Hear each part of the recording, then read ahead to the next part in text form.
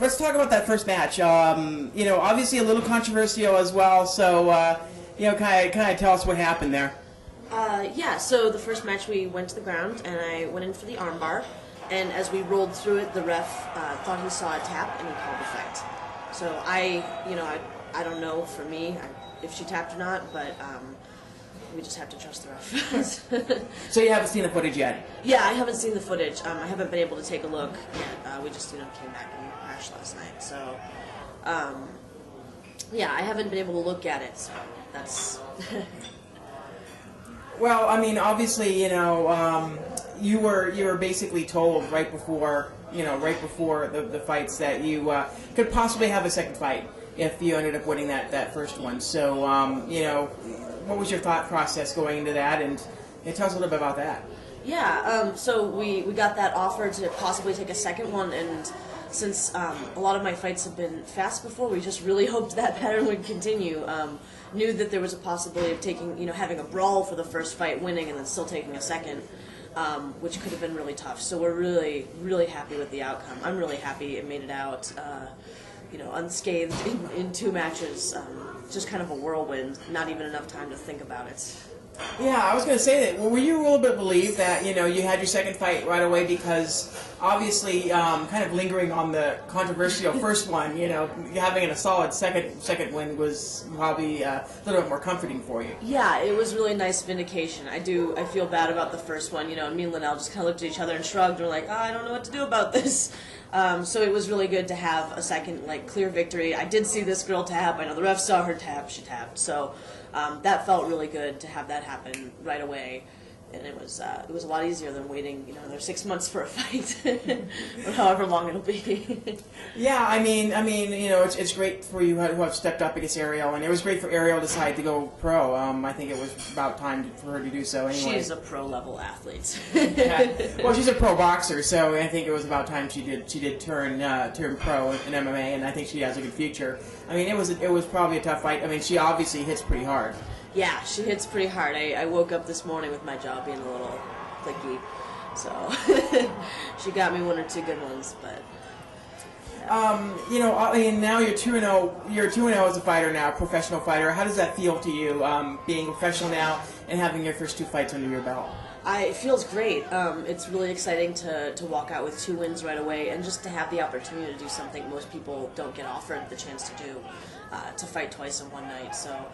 Not a lot of my friends back home knew that I was going into 2 fights, because we didn't know that I was going into 2 fights and kind of didn't tell them until after the fact. So it's really exciting to come back and be like, hey guys, I won twice.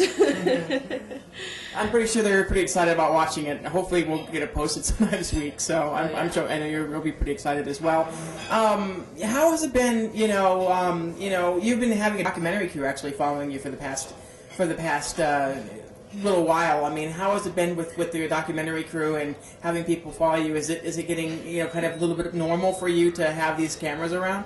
Yeah, they had been following us a lot a few months ago and just kind of came back, and so after a few days of the weekend, it gets pretty comfortable. They're really great people, really chill. They have an interest in MMA too, obviously, so.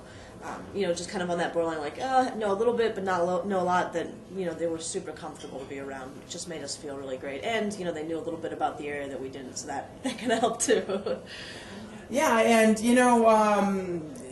obviously you're 2-0 right now, and I think I've been hearing that, you kind of want to work on a couple things before, maybe thinking about making that major jump to a place like Invicta. Can you tell us a little bit about your future and where you kind of see it? Yeah, I would love to be, continuously tightening up the holes. That's the process we've been in for years, is finding the holes in my game and hoping to bring them up. So definitely want to work on some things before jumping to Invicta, but the opportunity, would be amazing. It would be so great to fight for a promotion like that. So.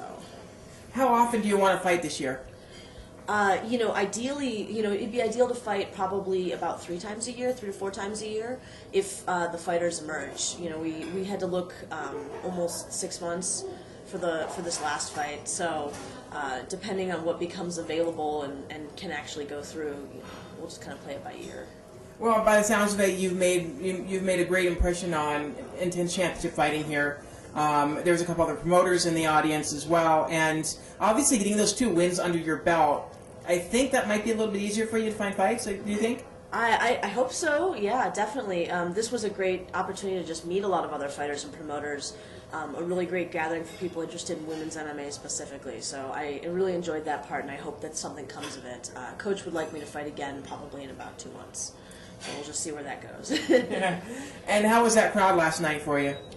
They were really great. I've never been so welcomed anywhere, especially somewhere where I was fighting 2 people that I was told, at least by some people, were crowd favorites. My opponents were really sweet. Everybody in the crowd was really sweet. The other camp for both the girls that I fought came up to me, were really respectful both before and after the fight. I don't think I've ever been so well received as I was in Great Falls. We were just treated with so much respect by everybody, so I appreciate that a lot. Yeah, I think a lot of us look forward to seeing how you go on. I mean, you've won almost all your fights by a submission, and I mean, very few people can actually say that. A lot of people. I mean, there was a lot of fights last night. You were the only one that got 2 submissions last night. Everybody else was going to decisions. So obviously, there's a lot of talent there when it comes to the ground. But obviously, you said you want to probably work with your standing, but. There's something to say about that pride that you're probably one of the best submission artists right now in the division. Thank you so much. That is awesome to hear. Yeah, I want to work on my striking. I would love to have a very well-rounded game, and we do work a lot of striking. But jiu-jitsu is always going to be my first love in combat sports. So that's where I try to put my pennies a lot of the time. Okay, anything else you want to add? Anybody I'd like to thank? Yeah, I have such a great team and sponsorship that really helped me through this. So big thanks to my coach, Nick Gilardi, our gym, Gracie Baja, Headgear MMA, who supports us, Peak Condition, and Max Muscle Climbers, as well as my teammates, because those are the people who help me do this the most. And of course, we can follow you on Twitter at Emily Corso MMA. Yes, that is correct. And then also the fan page, by the way, too, that people can follow on Facebook, right? Yes, we have a fan page as well. God knows why, but it's kind of fun. Well, I mean, obviously there's going to be a lot of reaction. You may get a couple more fans on that Facebook and that Twitter, huh? Yeah, hopefully. It's always good to have a following because so much of the sport is entertainment as well as sport. So hopefully people found it entertaining. I know jiu-jitsu is not as much fun to watch as boxing, but do what you can. Yeah, just being, like I said, having those 2 wins, and this is kind of, we've been blasting this as a national event pretty much. So your name's going to get out there a little bit more, I think, too. So I think we're all kind of happy for you. Well, thank you very much. I appreciate that so much, Mark. Okay. Anything else you want to add? No, that's it. Big thanks for covering the event. It was awesome.